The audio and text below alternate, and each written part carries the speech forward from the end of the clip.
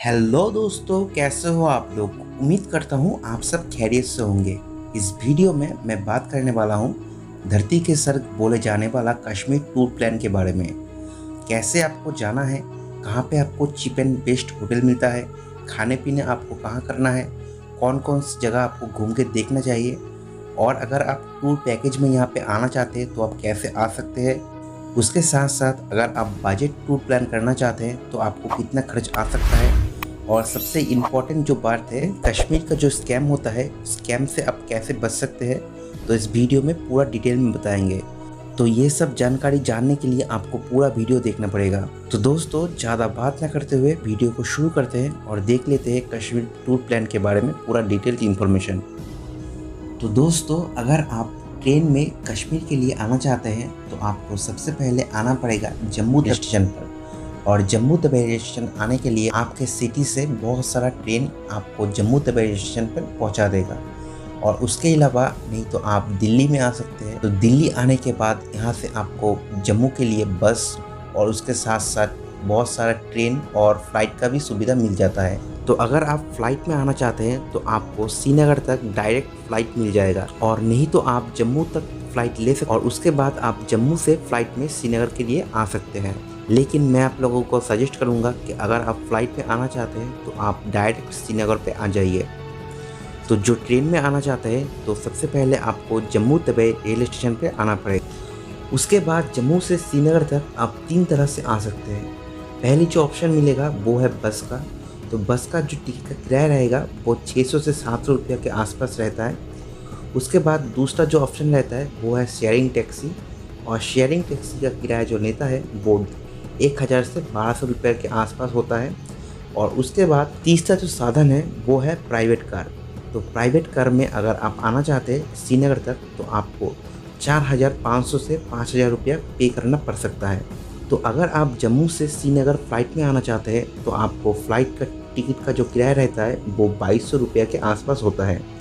और इसके अलावा अगर आप बजट में टूर प्लान करना चाहते हैं तो जम्मू से बनिहाल तक लोकल ट्रांसपोर्ट का यूज़ करके, तो बनिहाल से जो कि 90 किलोमीटर के आसपास पड़ता है श्रीनगर, तो उस 90 किलोमीटर के डिस्टेंस को आप लोकल ट्रेन में भी कवर कर सकते हैं। और इसमें आपको किराया जो लगता है वो 65 रुपये के आसपास लगता है, और इसमें आपको बहुत सारा पैसा बच जाएगा। और ये सब साधन आपको जम्मू प्लेटफॉर्म से बाहर आके ही आपको मिल जाएगा। और इसके अलावा अगर आप टूर पैकेज में कश्मीर आना चाहते हैं तो टूर पैकेज लेकर भी आप कश्मीर आ सकते हैं। टूर पैकेज में आपको मिलेगा श्रीनगर में होटल, गुलमार्ग, सोनमार्ग, पहलगांव, आने जाने के लिए गाड़ी, ये सब चीज़ आपको टूर पैकेज में मिलेगा।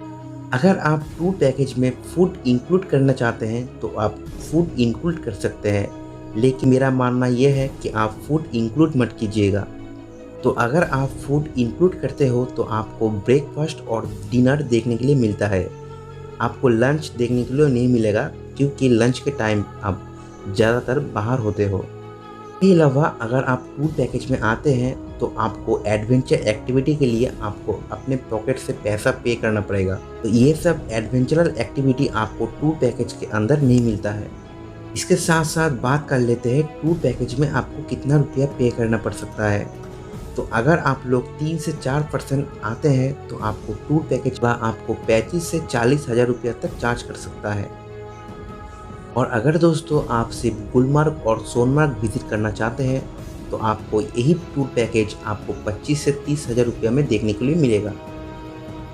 इसके बाद हम लोग पहाड़ के रास्ते से होते हुए, हंसते गाते खाते हुए, बहुत सारा फ़ोटो क्लिक करते करते हम लोग पहुंच जाते हैं कश्मीर के श्रीनगर में।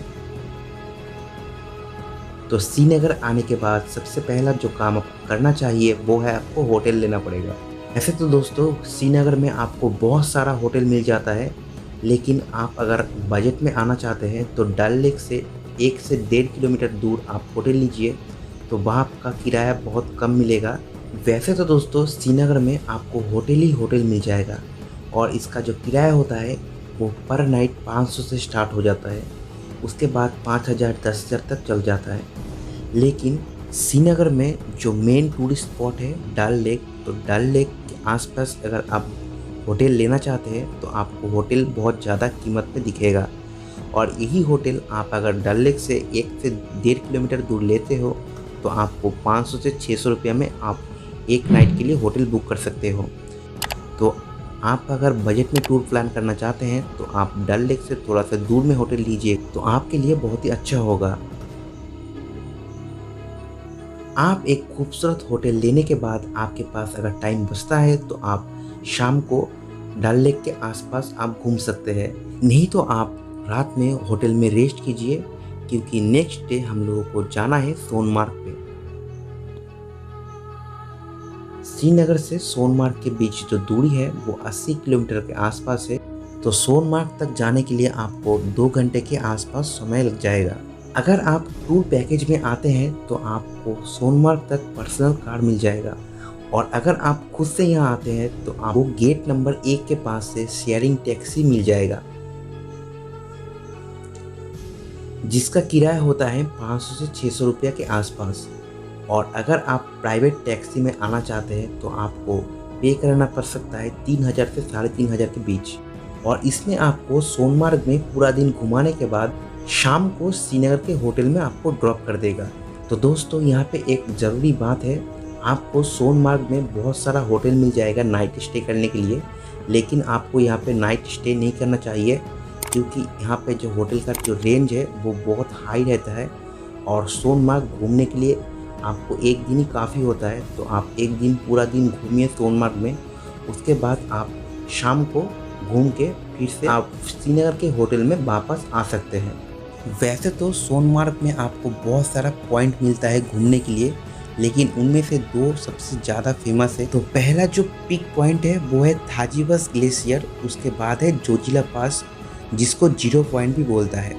तो सोनमार्ग से 0 पॉइंट आने के लिए आपको यहाँ का लोकल टैक्सी लेना पड़ेगा जिसका किराया उन लोग चार्ज करता है 2000 से 3000 रुपये के बीच, लेकिन ज़्यादातर टूरिस्ट थाजीबस ग्लेशियर में आना पसंद करता है, और यहाँ पे आपको ट्रैकिंग करने की सुविधा मिलता है। उसके साथ साथ आपको घोड़ा भी मिलता है, अगर आप चाहते हैं तो आप घोड़े में आपको थाजीबस ग्लेशियर पे आ सकते हैं। लेकिन दोस्तों यहाँ पे आपको कुछ टिप्स मैं देना चाहता हूँ। कश्मीर में हर एक चीज़ का कीमत बहुत ज़्यादा मांगता है, क्योंकि सोनमार्ग से अगर आप घोड़े में थाजीबस पॉइंट तक आना चाहते हैं तो घोड़ा का जो कीमत बताता है वो 2500 से 3000 रुपये बताता है, लेकिन आप अगर बार्गेनिंग कर सकते हो वही कीमत आपको 800 से 1000 रुपये के बीच मिल जाता है। तो आपको बार्गेनिंग करना आना चाहिए। अगर आप बार्गेनिंग ठीक से कर लेते हो तो आप बहुत सारा पैसा आप यहाँ से बचा सकते हो। थाजीबस ग्लेशियर में आपको स्नो राइड करने के लिए भी मिलता है, और इसका जो कीमत होता है वो 500 से 1000 रुपये के बीच होता है, लेकिन आप अगर बार्गेनिंग ठीक से आता है आपको करना तो आपको ये 500 रुपये का स्नो राइडिंग आपको 100 रुपये में मिल सकता है। तो ये सब चीज़ आपको सोनमार्ग में इंजॉय करने के बाद आपको शाम को फिर के होटल में वापस आना है। उसके बाद दूसरा दिन आप कर सकते हैं श्रीनगर का जो लोकल साइट सीइंग। तो लोकल साइट सीइंग अगर आप टूर पैकेज में आते हैं तो आपको तो पर्सनल कार आपको मिलता ही है, लेकिन आप अगर बजट में टूर प्लान करना चाहते हैं तो आपको एक काम कर सकते हैं, वहाँ का जो ऑटो है वो ऑटो बुक कर सकते हैं। तो ऑटो आपको सारा दिन घुमाएगा और श्रीनगर में जो पिक पॉइंट है वो सब दिखा के आपको शाम को फिर से आपको डल लेक के पास छोड़ देगा। तो ये सब घुमाने के लिए ऑटो वाला आपसे चार्ज करेगा 800 से 1000 रुपया। तो आप थोड़ा बहुत बार्गेनिंग यहाँ पे कर सकते हो। और श्रीनगर में आपको जो जो चीज़ देखना है, शंकराचार्य मंदिर, निशानी बाग, शालीमार बाग, इंदिरा गांधी ट्यूलिप गार्डन, ये सब चीज़ आप घूम सकते हैं। और घूमने के समय आपको ध्यान में रखना है, आप कोई भी जगह 1 से 1.5 घंटे के ऊपर नहीं लगाइएगा, क्योंकि आपको सारा कुछ एक दिन में कंप्लीट करना पड़ेगा। तो आप अपने हिसाब से बहुत ही खूबसूरत तरीके से ये श्रीनगर के साइट सीइंग आप कर सकते हैं। इसके बाद आपको जाना है श्रीनगर का जो मेन अट्रैक्शन पॉइंट है डल लेक। तो डल लेक श्रीनगर का एक बहुत ही खूबसूरत एक प्लेस है, और श्रीनगर के सबसे अट्रैक्शन प्लेस में ये डल लेक ही आता है। डल लेक में आपको बहुत सारा डल गेट देखने के लिए मिलेगा, जहाँ से आप एक प्यारा शिकारा बोट बुक कर सकते हैं।